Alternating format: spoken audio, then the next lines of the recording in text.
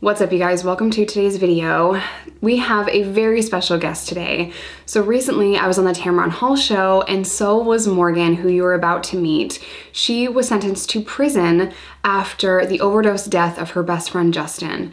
This story was one of my biggest fears when I was in that world, and it's heartbreaking, and she brings so much to the table when it comes to talking about the war on drugs and what we're doing wrong and what we can do better. And I'm just so inspired by her. And I'm so grateful that I was able to meet her through the Tamron Hall show. And I just think that this conversation is so important. It highlights one of the biggest failures of the war on drugs, and that is who is supposed to be held responsible for substance use disorder. So, if you are new here, hi, my name is Jess. I'm a recovering addict who served time in prison, and my entire crazy life story is in the description box down below. If you want to follow me on any other social media platform, TikTok, Instagram, Patreon, that's $2. It's only ever going to be $2, as well as my vlog channel and my podcast. All of that is in the description box. So, without further ado, let's kick this thing off.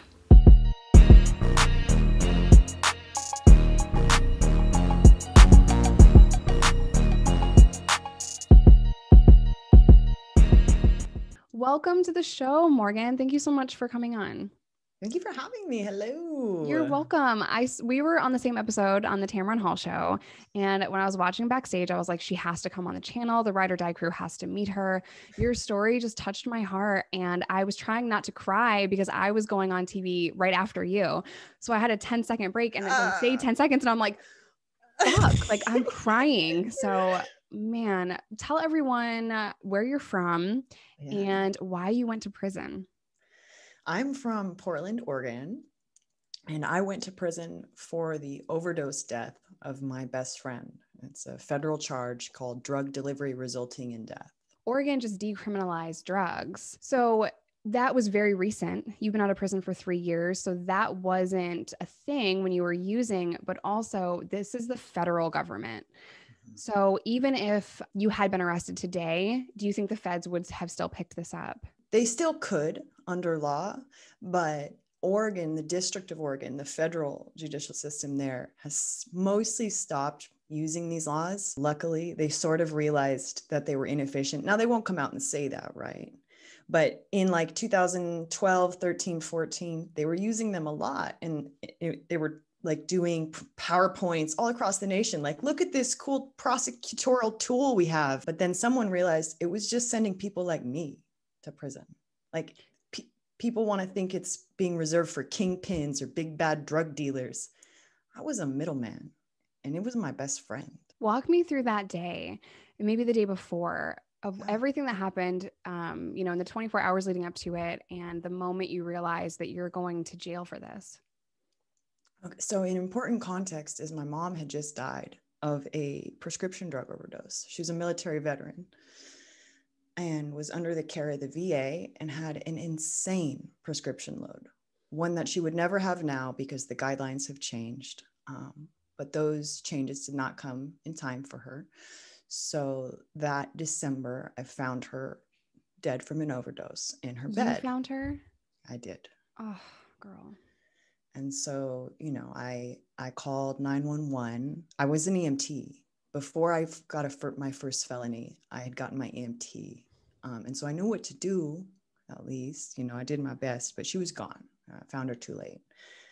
Even if I had Narcan, I wouldn't have thought to use it. She didn't use drugs. I was the heroin user, not her. But I'd been living with her. And at this point, I'd already had 2 felonies for possession, which would not happen now under Oregon law, as you already said, but important to the story. This is the before times. So when my mom died, I was homeless. And I had to find somewhere to live with 2 felonies and no money at that time. It took a few months for me to get the life insurance, the military life insurance. So I moved in with my friend, another person addicted to heroin. And then we had our drug dealer / friend move in because that was a convenient relationship to us. And then I got the money. I always thought, years of using, if I just had enough money, that's my only problem, is I don't have enough money. If I just had enough money to buy unlimited heroin, then I would finally be happy. I really thought that. And then I had that much money. I mean, obviously it wasn't like unlimited, but it was more than I'd ever had in my life. Right. And I wanted to die every day. You know, my mom was dead. I'd lived the last 5 years of her life addicted to heroin, disappointing her every day, her having to revive me after countless overdoses, breaking her heart after all that she'd given me, after all that she'd taught me. And the guilt of that was pretty much too much for me to bear. So I became very suicidal with that money. And I would do like 0.8, 1 gram shots, ran out of veins, started muscling. So there I am. I'm living in a trap house, okay, with my friends who use. And I don't even need to leave the house because for the first time in my life, I don't need to work. Previously, I always delivered pizza. That's how I maintained my addiction. I didn't turn to crime. I delivered pizza. I went to work. But now I got $30,000 or whatever it was. I stopped showering. I stopped eating. You know, I hadn't showered in weeks. I hadn't moved off that couch. And I'm laying there watching Criminal Minds. I would wake up just long enough to do a huge shot and then pass back out. I don't even know how I heard my phone go off when he texted me. I wish I wouldn't have. I wish I would have slept right through it. But I wasn't a dealer, you know, but Justin had been a dealer on and off for years. I'd bought from him so many times. He'd help me out. He'd save me when I was sick and needed to go to work. I wasn't going to ignore his text message. I wasn't. And he just said, can you sell me a gram? And because I had that money, I was buying a 1/4 ounce at a time, just for the sake of convenience. And I was doing almost that much in a day. And so I said, yeah, man, come on over. And he showed up at my front door and he apologized for not making it to my mom's funeral. And he gave me one of those famous hugs that he gives. And I sold him a gram. I said, hey, man, you want to kick it? You want to come inside? He said, nah, I got to go home. All right, man. Hey, do you want your wallet? I still have it from when you left it at my mom's house that night before she died. No, I'll get it next time. I already got new IDs and it doesn't matter. Okay. And he left. And then the next day, he texted me again. Can I get a gram? Yeah, sure. Come on over. Can I get 2 grams? Yeah, sure. Come on over. I'm buying 6 grams at a time and live with my dealer. I don't care. Can you deliver it? Now that was kind of weird. Oh, I haven't showered in weeks. No, dude, I'm not. No, I can't. You got to come. I'm not leaving the house. And I just did a lot of heroin and watched Criminal Minds. And I kind of forgot he was even supposed to come. I was mostly passed out. And then I was awake and I was actually watching the show. And then I just remember, boom, the door pop open, SWAT is in my house pointing guns at me. Washington County, we have a warrant. You know, I throw my hands up. And I had a bunch of really lucid thoughts. And the first was, oh shit, my roommate is in trouble because he was like a small time dealer. I never thought they were there for me. And then they said, are you Morgan Godwin? They had a warrant in my name. And I thought, what is going on?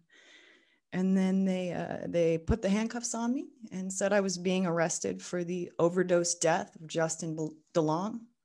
And they escorted me into a police cruiser, told me I was facing a 20-year mandatory minimum sentence and slammed the door shut and left me in there to stew. So this is how you found out Justin died. That was the moment when they put the handcuffs on me. Just to back up a little bit, the trauma and like the severe PTSD that happens when your door flies off the hinges and there's a bunch of strange men in your house holding guns to your head, that is a very scary thing, let alone you're now finding out not only is your best friend gone, and that probably didn't even seem like real life, but now you're also going to jail for this. What was going on through your head? That I needed to find a way to kill myself immediately. Ugh. That there was no way I was doing 20 years. I thought I did the math. I just remember leaning my head against the glass thinking 44. I'm going to be 44. My mom's dead. Justin's dead. I've done nothing with my life. You know, I'm a worthless junkie is what I thought. And that I needed to find a way to kill myself. That feeling, so many people are going to be able to relate to, myself included. this is not about me, but my last arrest, I was relieved. I'm like, there's nothing more you can do to me, and it was just so gut wrenching, and I think a lot of people are going to relate to your story. So walk me through, they take you to jail. What is going on? What are you thinking? Yeah, well, ironically, they didn't take me to jail that night. They drove me to a Taco Bell and undid my handcuffs and said, "Have a nice night, Miss Godwin." And my roommate, they'd let him out at the same Taco Bell. We looked at each other like, what's happened? Because there was guns in the house. There was dope in the house. Like we were in trouble. We all had felonies already. And he was like, just walk, walk, walk, walk, walk. And so we go back to the apartment and it's just tore back, right? They cut open the couch cushions, threw the ashtrays around the house, but they did a secret indictment is what it was. And because it was going to go federal, and that's like a slow process. But I was already on probation for those felonies. And so I was going to get a PV either way for my felony possessions. And so I emailed my PO. She was like, "But you don't have a warrant yet." But then I did get a warrant a couple months later. I was on the run from the United States Marshals for 6 weeks, which was a horrible, horrible 6 weeks. I do not recommend it. They will find you. They did find me. How did they find you? Where were you? So I know now. I didn't know at the time. This kills me. My on paper address for my probation was my aunt's house. My aunt, she runs a daycare. She runs a daycare. Oh. SWAT descended on her daycare because they were looking for me. And she just told me this like a year ago. She was going to be so afraid that she'd snitched me out, that I would cut ties with her. And she had a feeling she knew where I was. I was at a family friend's house. A Mormon LDS family had taken me in to keep me alive because otherwise I was going to die. God bless their hearts. And then the marshals descended on that family's house and got me. Oh my gosh. There's so much to your story. We haven't even gotten to prison yet. Were there babies at the daycare that day? Yes. So right. Her own kids, my little cousins were there, 5 years old, plus the one she was watching. And then the family that you were with, were they home when the feds got you? They were home. They are saints. So the thing about them is they have a lot of firearms, registered firearms with the ATF. And it made the marshals be real nice. So they didn't burst in the door. They knocked and just said, "We're here for Morgan. Can she come outside?" Really respectful. And so how that happened was the mom, Chris, just knocked on the door. "Morgan, the police are here for you." And that's something I'll never forget. I mean, first of all, that's how every arrest should go. We don't have enough time to talk about that, but the trauma that goes on in everyone's life, like we don't realize when we're in addiction, the ripple effect that our addiction has on so many people, how that affected your aunt, how that affected this family. And, it's just something that we have to live with. And it's something that's really hard for us because once we get sober, we realize, oh my God, I put so many people, in my way. And like a lot of people struggled and suffered with me and then because of me. So it's a really tough thing to deal with when you're getting sober. We have survivor's guilt. I don't want to speak for you, but you go to jail. What happens then? Like, do you have a lawyer? Do you get a public defender? How did that work? I got an attorney appointed to me. It was an attorney with trial experience on capital punishment cases because that was the gravity of the sentence I was facing. I wasn't facing the death penalty, but I was facing 20 years or more. So in that way, I got lucky because I got a very good attorney who was used to fighting back on really heavy sentences. And he sat me down and he said, if we can get your plea down to 10 years, it's going to be a good day. And I had to process that information. These were the first moments I was sober since the death of my mom and the death of Justin. I was kicking heroin in jail in an open door. Did they give you anything for your detox? Of course not. Left you to suffer. They say, they give you like an antihistamine and a blood pressure medication. They have buprenorphine. They give it to pregnant women for detox. And they tell me that they give it to everyone now, but I don't buy it. I don't buy it. So no, it was just a cold turkey detox. I was never given anything in any jail, not in New York, not in Texas, not in Arkansas. I was never given anything, not pregnant, I had a baby in prison. I was not given anything. My last arrest, I was coming off of meth and pills, and they gave me nothing. I would have just settled for sleeping medication. Give me a melatonin, like anything. So clean water, give me water and ibuprofen, like literally anything. So how long, not that this matters, but how long were you in jail before you actually saw your trial, and what did you eventually get sentenced with? So I was in jail for 2 years. I figured the feds are slow. Yeah. So that's the feds for you. And then I got pled down to conspiracy to distribute heroin, over 100 grams, which is like more heroin than I'd ever seen in my life. But they counted all my dope and my roommate's dope. And you know, and it was like, as if it was some giant like conspiracy. I was like, what? I sat on my couch and injected heroin. What conspiracy are you talking about? That's the thing, not to interrupt you, I'm sorry, but that's the thing with conspiracy laws. They can basically dictate and decide how much you might have sold. So there is no guidelines for that. They can just say, well, we have her on this and it's approximately this. And that's how conspiracy laws get people for decades, because it's like 100 grams. They could have said 100 pounds. No one would have disputed that because they can. That's how conspiracy works. They can just do whatever they want. Okay, back to you. And I was a criminal history category 3. Like I was some criminal thug. Why? Because I had 2 previous felonies for possession, plus I was on felony probation. So that made 4 points, which put me at a category 3. Now, mind you, that would not happen now under Oregon law because I had no like other charges. It was only ever possession. But because of that, my sentencing guidelines were boosted like 30%. Like I was some type of career criminal because I had a history of addiction. Did anyone ever offer you treatment during your first arrests? Yeah, I was mandated to drug court. And then this is something I have published in the Marshall Project. I'm so dumb. Again, military brat. So I really believed that the United States government was fair and just and there to help me. Aww. And so, yeah, I know. Cute, though. Cute. So I volunteered to go to jail my first time after I'd been on Suboxone, but I'd relapsed and I didn't want to like completely fall back off.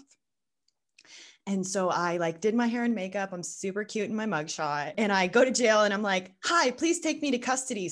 And I have a letter from my doctor and the Suboxone and my prescription. And I'm like, it's going to be great. I'm going to be stabilized on my Suboxone. Yeah, that's not what happened.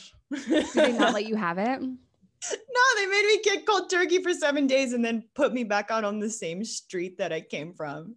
Oh, that has to be illegal. But, you know, even if it was, it is now. Well, so there's been some court decisions, but they're still not being followed. So some of the work I do at Health and Justice Action Lab at Northeastern is stuff like that. Like, hey, this is illegal now. There's been court decisions. You have to provide people their medication. God, because we're killing people. That is so important. I just love you. I love everything about you. That is so important. And you need to be a crusader when you're going up against these jails and prisons because they operate under the umbrella of we're keeping you safe from these dangerous people. Don't pay attention to what we're doing because we're keeping you safe.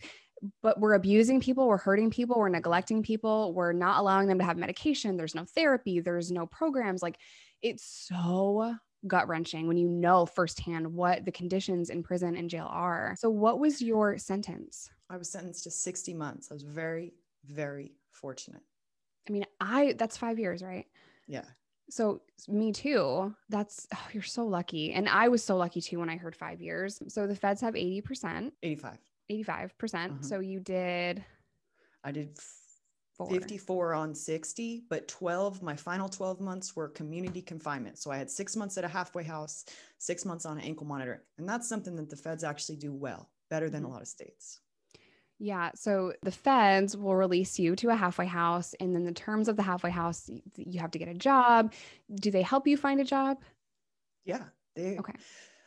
So some halfway houses are run by private prison corporations that are just about the money. Mine is run by a nonprofit, the one in Portland, and they do a good job.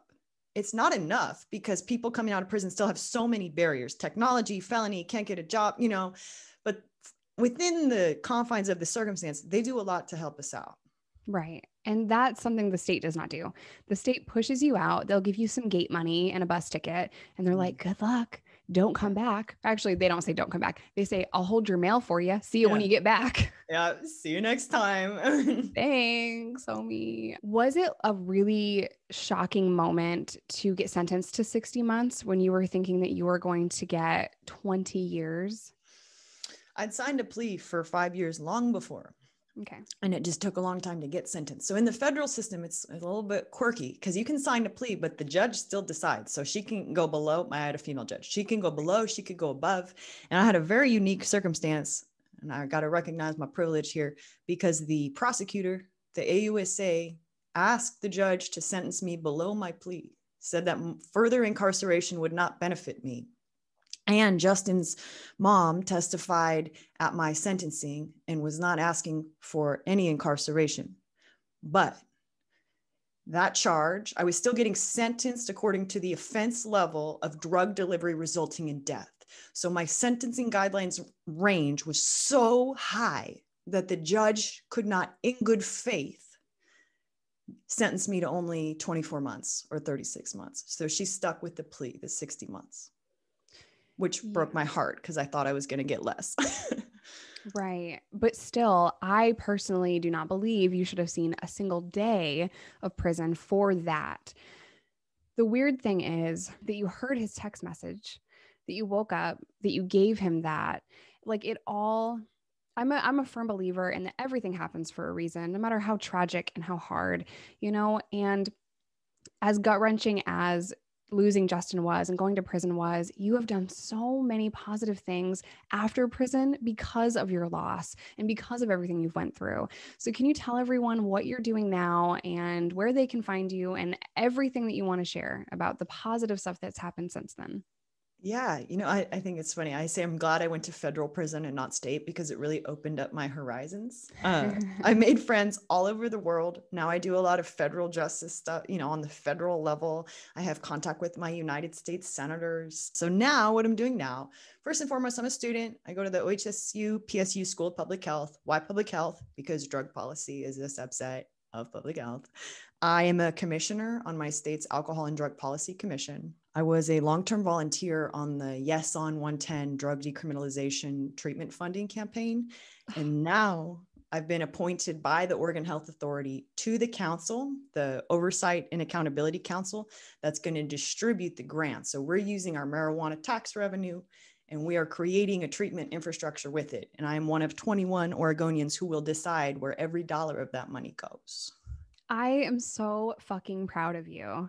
I cannot believe, I want to come to Oregon and help. I want to be part of that too. That's amazing.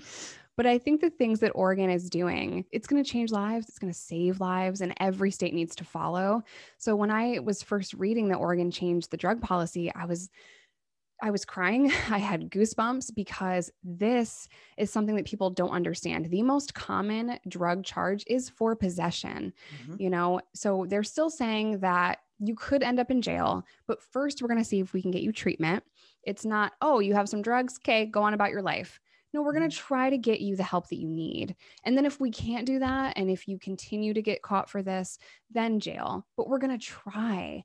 And just saying that you're going to try to help addicts, that is massive. And like I said, every state needs to follow. So hopefully we're going to be able to collect the data from Oregon, and you guys are going to be the launching point to changing our drug policy. You write a lot about the war on drugs. Can you just quickly run through why the war on drugs is failing and what your thoughts on it are? I mean, the war on drugs is failing because it's killing us. About a dozen of my friends are dead. Incarceration is more likely to kill people than it is to save them.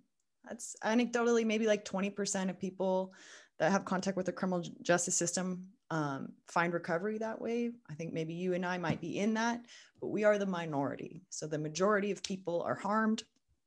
The collateral consequences of a felony conviction follow you forever. I still can't get an apartment. It's destabilizing. It promotes homelessness. It promotes joblessness. And these things are antithetical to what we need for recovery. And it's so isolating and traumatizing. Addiction is a trauma response. And then the government response is to traumatize people further. Specifically, what I'm, really involved in now is our fentanyl crisis. So the more supply side interdiction the government did, the smaller the packages became because they're more easy to conceal when they are transported across the border in cars at checkpoints. That's a different conversation. So now there's fentanyl in everything. My friend died 2 weeks ago after doing cocaine of a fentanyl overdose. I'm so sorry. You've endured so much loss. Like, oh my God. Okay, continue. I'm sorry. Yeah. And so we know what works. Here's the thing. It's not a mystery, actually. We know that medications for opioid use disorder are the gold standard, but there's so much shame and stigma. Liquid handcuffs. I don't want to be on Suboxone. Trading one addiction for another. Some of this stigma comes from 12 steps, although they're trying to get better at that. I recognize that. And so, safe consumption sites. We know those work. We know they save lives. So we're still having to talk about syringe exchange like that's a revolutionary concept. I would have got HIV or Hep C if Portland didn't have syringe exchange. If it wasn't for Haven Wheelock, specifically, I can put it on one human being whose advocacy saved my life. And then in some parts of the country, they still don't even have syringe exchange. Louisiana, looking at you. There's a federal ban on money going to syringes. That's nuts. Look at how we responded to AIDS.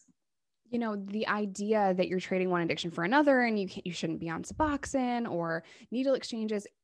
The weird thing is it's 2021 in America, and these things are just being demonized, not only by our drug laws, but just average citizens. People that have no experience with addiction don't understand it. They think the problem is the drug itself when it's a deep-rooted, traumatizing thing. Addiction is a complex disease of the mind, and there's so many factors to it. It's not, I'm going to be a drug addict today. No, like you said, it's a trauma response. Yeah. And we need to break down that stigma. And I never thought the stigma was that high until I started YouTube and TikTok, because the hate and the criticism that I face daily is like, Google it, man. Like, what are you talking about? And, I believe in this radical thing. What I fight for is public safety. And I mean authentic, true public safety. If we want people to be safer, we don't make them worse. We don't push them further into the criminal underworld to get their drugs. We don't just constantly destabilize them. We don't traumatize them in prison and make our recidivism rate be so high. It's just unacceptable. If we really wanted safer communities, we would treat people with compassion and dignity. We would make them better, not worse. There's so many things in my life that trigger me. And if we had a clean exchange and people knew they could take their needles here and get clean ones, it would save lives and we would not have them on the street. And that is so upsetting because someone could find it and it is dangerous. And we need to take care of our communities. And we start to do that by taking care of our most vulnerable.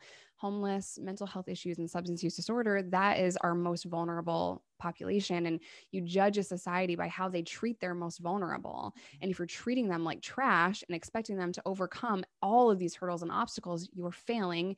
And we're just doing everything wrong. I'm so upset by it, Yeah. And we have so many better examples. If we look outside of the United States, there are so many countries and cities doing it right. Nobody's doing it perfect, but everyone's doing it better than us. Right. And the goal is not perfection. It's to just try our best to save as many lives as possible. Canada has safe injection sites and needle exchanges, and they have a lot of resources. Portugal is doing things, better. Even England has a heroin clinic where people are dosed with heroin. Diacetylmorphine is what they're dosed with, but that is heroin because it is a pharmaceutical. It sounds crazy, but it saves lives, and tell everyone where to find you and all of that stuff. I'm a research associate at Health and Justice Action Lab, which is wild because 3 years ago I was in prison and now my job qualifications are I used to be addicted to heroin and I've been to prison and I made a whole career out of that. Amazing. Me too. Yeah, it's wild. It's a great life because now I get to give back to the community. The things that happened to me and the things that I witnessed, and I witnessed far worse things happening to others than ever happened to me, in prison especially. I now get to use all that as fuel for my fire And so whether that's my freelance writing or health and justice or any of the other things I do, I try to make sure that the suffering was not in vain. And I want to make the world a better place. I don't want other people to go through what we went through. There's a better way, and a better way that leads to safer, healthier communities. I love you and I'm so proud of you. You're going to have to come back on the channel and just share prison stories. So I'm going to ask my audience to drop some questions in the comment section down below for Morgan, and we're going to get her back on because I know you have stories, girl. We're going to get all of that in our next interview. You're going to just have to be a regular on the channel. Yeah, I went to a medium, not a camp, not like the shows, not like the memoir. I went to a higher security level federal prison in California. So we can talk about that later. But yeah, I'm mostly on Twitter at Morgan Godwin. I'm trying to use my Instagram now more, also at Morgan Godwin. Pretty simple and pretty easy to find. Get a hold of me. We're going to put it all up on the screen in the description box down below. Morgan, thank you so much for coming on the channel, and I can't wait to have you back on. I'm so proud of you and inspired by you. Rest in peace, Justin. Everything that she is doing is for you. I'm going to end today's video here. As always, I love you guys. Stay safe, stay sober, whatever that looks like to you. There's no wrong way to recover, and I'll see you all in my next one.